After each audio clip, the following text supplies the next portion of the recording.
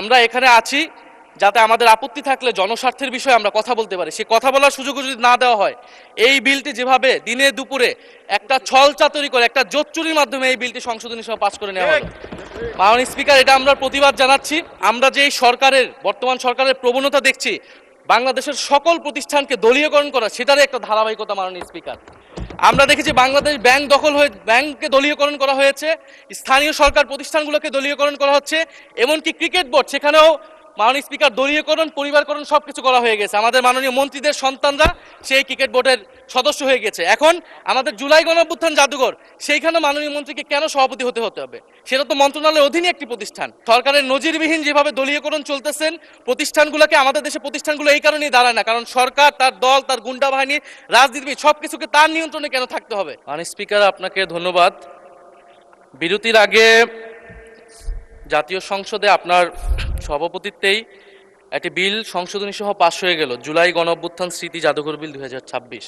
এই আপনি জানেন মাননীয় স্পিকার যে অন্তর্বর্তী সরকারের অধ্যাদেশগুলোকে নিয়ে একটা বিশেষ কমিটি করা হয়েছিল, যেই কমিটিতে 98টি অধ্যাদেশ সম্পর্কে আমরা ঐক্যমত পোষণ করেছি, যে 98টি অধ্যাদেশ অ্যাজ ইট ইজ এটা সংসদে আসবে বিল আকারে এবং পাশ হবে।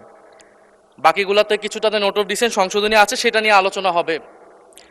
মাননীয় স্পিকার, এই জুলাই গণঅভ্যুত্থান স্মৃতি জাদুঘর বিল 2026 সেটা কিন্তু সেই 98টি অধ্যাদেশের একটি, যেটা নিয়ে সবাই ঐক্যমত ছিল, সরকারি দল, বিরোধী দল, যে এই বিলটা যেভাবে অন্তর্বর্তী সরকারের সময় রচিত হয়েছে, গৃহীত হয়েছে, সেভাবে এটা পাশ হবে। এখন আজকে যখন এটি পাশ করার বা বিলটি উত্থাপনের সময় আসলো, দেখেন আধা ঘন্টা আগে একটা সংশোধনী দেওয়া হলো। মাননীয় স্পিকার, এখানে সংশোধনী যে কেউ দিতে পারে। মাননীয় স্পিকার, যে 98টাতে ঐক্যমত আমরাও করেছি, সেই 98টার প্রত্যেকটাতে আমরা আপত্তি এবং সংশোধনী দিতে পারতাম, কিন্তু এটা আমাদের মধ্যে একটা কনসেনসাস হয়েছিল যে এই বিলগুলো নিয়ে আমরা কোনো প্রশ্ন তুলব না। এ কারণে কিন্তু মাননীয় স্পিকার সেই প্রত্যেকটা বিলে কিন্তু আমরা হ্যাঁ বলেছি, আমরা ঐক্যমত দিয়েছি। কিন্তু সরকার দল আজকে এটা আপনার সামনে, এটা কিন্তু রাজনৈতিক সমঝোতা ভঙ্গ করা হলো, কনসেনসাস ভঙ্গ করা হলো। তাহলে এই বিশেষ কমিটি যেটা করা হয়েছিল, সেই কমিটিরই কোনো প্রয়োজন ছিল না। আমরা জানি সরকারি দল চাইলে যে কোনো আইন, যে কোনো বিল তারা উপস্থাপন করতে পারে, সংশোধনী আনতে পারে, পাশ করতে পারে, তাদের সেই মেজরিটি রয়েছে। বিরোধী দলের হা নায়ের আসলে এখানে কোনো মূল্য নেই। কিন্তু আমরা এখানে কেন আছি?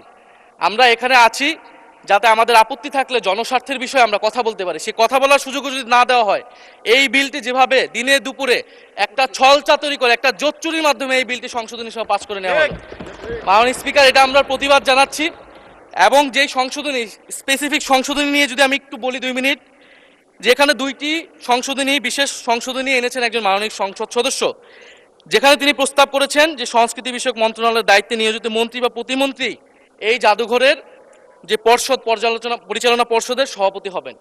আগের সংশোধনীর আগের বিলটিতে ছিল যে একজন বিশেষজ্ঞ, সরকার কর্তৃক নিয়োজিত একজন বিশেষজ্ঞ সেটার প্রধান হবেন।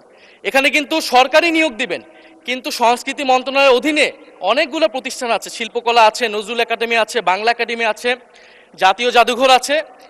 এই প্রতিষ্ঠানগুলো কিন্তু, এটা মাননীয় স্পিকার আপনি যেমন রেওয়াজের কথা বলেন, এটাও কিন্তু রেওয়াজ, এখানে বিশেষ সংশ্লিষ্ট ব্যক্তি যাদের সাহিত্য, ইতিহাস, সংস্কৃতি এক্সপার্টাইজ আছে বা জাদুঘর নিয়ে এক্সপার্টাইজ আছে, তাদেরকে সেই দায়িত্বগুলো দেওয়া হয়। সেই ধারাবাহিকতাতেই জুলাই গণঅভ্যুত্থান স্মৃতি জাদুঘর, এটা কিন্তু কোনো শাখা জাদুঘর না, এটা একটা স্বতন্ত্র, একটা বিশেষায়িত জাদুঘর।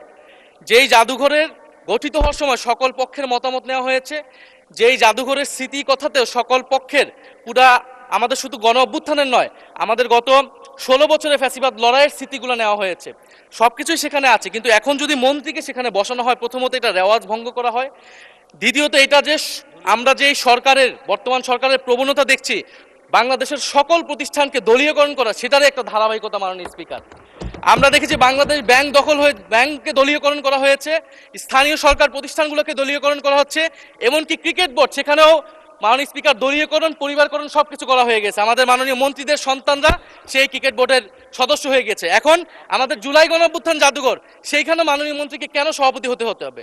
সেটা তো মন্ত্রণালয়ের অধীনে একটি প্রতিষ্ঠান। আর দ্বিতীয় যে সংশোধনী, যে সরকার চাইলে যে কাউকে বাদ দিয়ে দিতে পারবে। এখন জুলাই গণঅভ্যুত্থান আমরা সকলে এক বাক্যে স্বীকার করি, এটা সকল পক্ষের, ফ্যাসিবাদ বিরোধী সকল পক্ষের একটা অংশীদারিত্ব সেখানে আছে। এই জাদুঘর পরিচালনা করার ক্ষেত্রে যে কোনো গুরুত্বপূর্ণ সিদ্ধান্তের ক্ষেত্রেও এই জিনিসটা মানা উচিত, সকলের সেই কনসেনসাস থাকা উচিত। এখন সরকার সম্পূর্ণভাবে এটার নিয়ন্ত্রণে নেওয়ার চেষ্টা করা হচ্ছে, নিয়ে যাচ্ছে এই বিল পাসের মাধ্যমে। ফলে আমি আপনার কাছে এটার অনুরোধ জানাবো, আহ্বান জানাবো সরকারের প্রতিও, যে এই সংশোধনী বাদ দিয়ে এটা এখনই যেইভাবেই এটা বিল ছিল, যে ঐক্যমত হয়েছিল বিশেষ কমিটিতে, সেই অনুযায়ী যাতে এই বিলটি আবার পাস করার ব্যবস্থা করা হয়, বা সেই অনুযায়ী আইন অনুযায়ী ব্যবস্থা গ্রহণ করা হয় মাননীয় স্পিকার। আর না হলে আমাদের এখানে থাকার কোনো দরকার নেই। সরকারের নজিরবিহীন যেভাবে দলীয়করণ চলতেছেন প্রতিষ্ঠানগুলোকে, আমাদের দেশে প্রতিষ্ঠানগুলো এই কারণেই দাঁড়ায় না, কারণ সরকার, তার দল, তার গুন্ডা বাহিনী, রাজনীতিবিদ সব কিছুকে তার নিয়ন্ত্রণে কেন থাকতে হবে। মাননীয় স্পিকার, আপনাকে ধন্যবাদ। ধন্যবাদ মাননীয় chief whip. Next level, well done, side by side, free.